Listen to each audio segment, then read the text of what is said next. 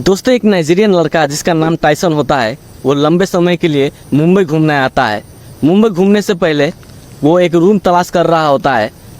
उसी बीच एक व्यक्ति ने उसको एक एड्रेस देता है और बोलता है कि तुम इस एड्रेस पर चली जाओ, तुम्हें रूम किराए पे मिल जाएगा।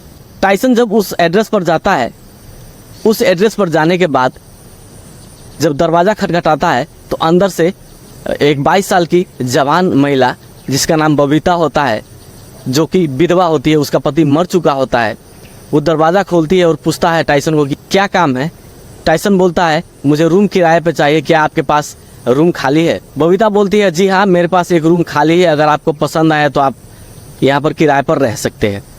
टाइसन बोलता है कोई बात नहीं, मैं रूम देखता हूँ, अगर मुझे पसंद आया तो मैं रहने लगूंगा। टाइसन रूम देखता है, टाइसन को पसंद आ जाता है। फिर बबीता बोलती है मुझे रूम में रहने से पहले आपको 2 महीने का किराया एडवांस मुझे देना होगा। तो टाइसन बोलता है कोई बात नहीं, मुझे 2 दिन का समय दीजिए, मैं आपको 2 दिन में एडवांस दे दूंगा। 2 दिन गुजरने के बाद जब बबीता टाइसन के रूम पे जाता है पैसे मांगने के लिए, तो दरवाज़ा अंदर से लॉक था।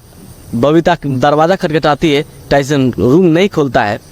इसके बाद बबीता सोचती है क्यों ना मैं खिड़की से देखूं कि टाइसन क्या कर रहा है, सोया है या जगा हुआ है।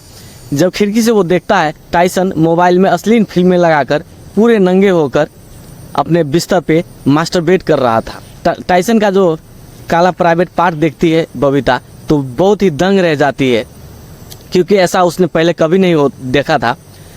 बबीता दबे पाँव फिर से अपने रूम में आ जाती है और आने के बाद वो पूरी रात उसके बारे में सोचने लगती है, टाइसन के बारे में सोचने लगती है, क्योंकि इससे पहले उसने इतना बड़ा औजार किसी का देखा नहीं था और उसके मन में फिर से काम वासना जागने लगती है। दोस्तों, इसके बाद जो होता है आप सुनेंगे तो आपके रोंगटे खड़े रह जाएंगे, आप दंग रह जाएंगे दोस्तों। तो आइए दोस्तों कहानी को शुरू करते हैं। दोस्तों, ये कहानी है गीता कॉलोनी की, जहाँ पर एक 22 साल की लड़की जिसका नाम बबीता होता है और उसका बाप सतपाल रहता था एक घर में। उसकी माँ भी गुजर चुकी थी और उसका न भाई था, ये इकलौता बेटी थी उस घर की। तो दोनों बाप बेटी इस घर में रहती थी। बबीता जवान हो चुकी थी और उसके बाप को, सतपाल को, ये बात चिंता खाई जा रही थी कि मेरी बेटी अब जवान हो चुकी है, इसे कहीं पर शादी कर देना चाहिए। शादी के लिए उसका बाप लड़का ढूंढने लगता है। महज 1 महीने ढूंढने के बाद उसको एक रोहन नाम का लड़का मिल जाता है, जो कि अच्छा खासा होता है, उसका घर भी अच्छा होता है और लड़का अच्छा जॉब कर रहा था। उसके साथ अगले ही 2 महीने में बबीता की शादी करा दी जाती है। दोस्तों, शादी के 1 साल बीतने के बाद दोस्तों उसका पति बाइक से जॉब पे जा रहा था, पीछे से ट्रक वाले ने उसको ठक्कर दे देता है और बबीता का पति का वहीं पर मौत हो जाता है। मौत होने के बाद बबीता सोचने लगती है कि ये भगवान ने मुझे एक कैसा दुख दे दिया, मैं अब कैसे रहूँगी। लेकिन जैसे तैसे बबीता को ज़िंदगी तो गुजारना पड़ेगा। बबीता के घर में 5 रूम होता है, 1 में बबीता रहती है, 3 में भाड़े लगा रहता है और 1 रूम किराए का खाली रहता है। दोस्तों, वो अगल बगल के पड़ोस में बोल देती है अगर किराए पर किसी को कमरा चाहिए तो उसको यहाँ पर आप भेज दीजिए, मेरे पास एक कमरा खाली है जो कि किराए पर के लिए रेडी है। घर के आगे एक बोर्ड भी लगा देती है कि यहाँ पर किराए के लिए रूम खाली है। उसी बीच एक नाइजीरियन लड़का जिसका नाम टाइसन होता है, वो नाइजीरिया से इंडिया घूमने के लिए आती है। दोस्त, वो इंडिया जब घूमने के लिए आता है, एक लंबे छुट्टी में आता है इंडिया घूमने के लिए। पूरा मुंबई उसको देखना था, इसलिए वो एक लंबे छुट्टी पर आता है मुंबई घूमने के लिए। इससे पहले वो चाहता है कि मैं एक रूम भाड़े पे लूँ और उसमें रहने लगूँ, उसके बाद मैं पूरा मुंबई घूमूँ।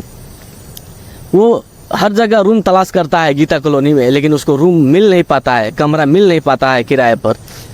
तभी एक व्यक्ति उसको बताता है कि आप इस एड्रेस पर जाइए, आपको किराए भाड़े पर मिल जाएगा। तो टाइसन क्या करता है, उस एड्रेस पर जाता है और दरवाज़ा खटखटाता है। दरवाज़ा खटखटाने के बाद अंदर से एक विधवा औरत जिसका नाम बबीता था, 22 साल की जवान औरत, वो दरवाज़ा खोलती है और टाइसन को पूछती है कि क्या काम है। टाइसन बोलता है कि मुझे एक रूम किराए पर चाहिए, क्या आपके पास रूम खाली है। बबीता बोलती है जी हाँ, मेरे पास एक रूम खाली है, आप देखिए अगर आपको पसंद हो तो आप रह सकते हैं, लेकिन उससे पहले आपको 2 महीने का भाड़ा एडवांस में देना पड़ेगा। टाइसन बोलता है कोई बात नहीं। टाइसन रूम देखता है, टाइसन को रूम पसंद आ जाता है और टाइसन रूम में रहने लगता है। 2 दिन के समय गुजरने के बाद बबीता उसके रूम पे जाती है, दरवाज़ा खटखटाती है, लेकिन टाइसन दरवाज़ा नहीं खोलता है। इसके बाद बबीता खिड़की से देखती है कि टाइसन सो रहा है या क्या कर रहा है। खिड़की से जब देखती है बबीता दंग रह जाती है, अंदर क्या हो रहा है। दोस्तों, टाइसन मोबाइल में गंदी फिल्म लगाकर पूरे निर्वस्त्र होकर हस्तमैथुन कर रहा था। जब ये देखती है बबीता तो दंग रह जाती है, क्योंकि उसका प्राइवेट पार्ट बहुत ही बड़ा होता है। दोस्तों, आपको पता होगा कि जो काले लोग होते हैं उसके प्राइवेट पार्ट बड़े होते हैं। जब ये देखती है बबीता दंग रह जाती है। ऐसा पहले उसने कभी देखा नहीं था। और दबे पाँव फिर से वो अपने कमरे में चले जाती है बबीता, और पूरी रात उसके बारे में सोचती रहती है। और इसको फिर से एक काम वासना मन में जाग जाती है, क्योंकि ये विधवा थी, इसका पति मर चुका था। और जब ये देखता है उसका काला पार्ट्स, प्राइवेट पार्ट्स, फिर से मन में गलत गलत ख्याल आने लगते हैं। और जब कल सुबह होती है तो बबीता उस टाइसन के रूम में जाती है और बोलती है कि 2 महीने का जो एडवांस मैंने आपको बोला था वो मुझे लेना है, क्योंकि 2 दिन गुजर चुका है, आपने 2 दिन का समय दिया था। टाइसन बोलता है कोई बात नहीं, ये लीजिए आपका एडवांस। टाइसन पर्स निकालता है और बबीता को पैसे देने लगता है। बबीता लेने से इनकार कर देती है। बबीता बोलती है ऐसे ही मैं मजाक कर रही थी, जब मुझे पैसे की ज़रूरत होगी मैं आपसे मांग लूँगी, फ़िलहाल आप ये पैसे रखिए। और ऐसे बात करते करते बबीता वहाँ पर बैठ जाती है। बैठने के बाद दोस्तों, बबीता टाइसन के साथ गलत हरकतें करने लगती है। टाइसन समझ जाता है कि इसके मन में क्या है। टाइसन भी उसके साथ गलत हरकतें करने लगता है और बबीता भी इसका कोई विरोध नहीं करती है दोस्तों।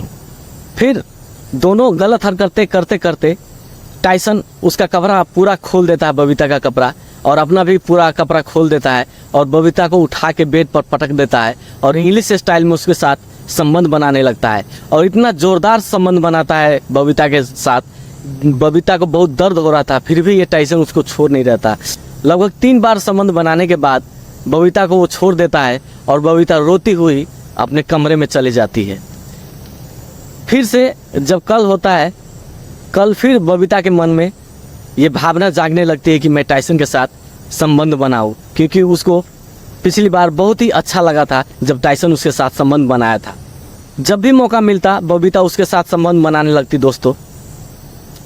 ऐसे ही दिन गुजरता गया। 3 महीने गुजरने के बाद बबीता को उल्टी होने लगती है और उल्टी रुकने का नाम नहीं लेती है और बबीता की तबीयत बहुत ही ख़राब हो जाती है। बबीता पास के हॉस्पिटल में जाती है और चेकअप कराती है। जब चेकअप कराती है दोस्तों, तो बबीता को एक नर्स रिपोर्ट दिखाती है और बोलती है कि तुम 3 महीने का प्रेग्नेंट हो। जब ये बात सुनती है बबीता तो दंग रह जाती है और दौड़े दौड़े घर आती है और टाइसन को ये रिपोर्ट दिखाती है और टाइसन को बोलती है कि मैं तुम्हारे बच्चे की माँ बनने वाली हूँ, सो प्लीज़ मुझसे शादी कर लो। शुरू में टाइसन घबराता है, डरता है, लेकिन जब बबीता उसे अच्छी तरह समझाता है कि मैं भी तुमको पसंद करती, तुम भी मुझे पसंद करते हो, दोनों में अच्छा अगर तालमेल है तो क्यों ना हम दोनों शादी कर ले, मेरा भी पति नहीं है, मेरा भी इस दुनिया में कोई नहीं है। फिर टाइसन और बबीता कोर्ट में जाते हैं और दोनों शादी कर लेते हैं। 9 महीने गुजरने के बाद उसको एक बच्चा होता है और दोनों ही बहुत खुश होकर दोनों रहने लगते हैं।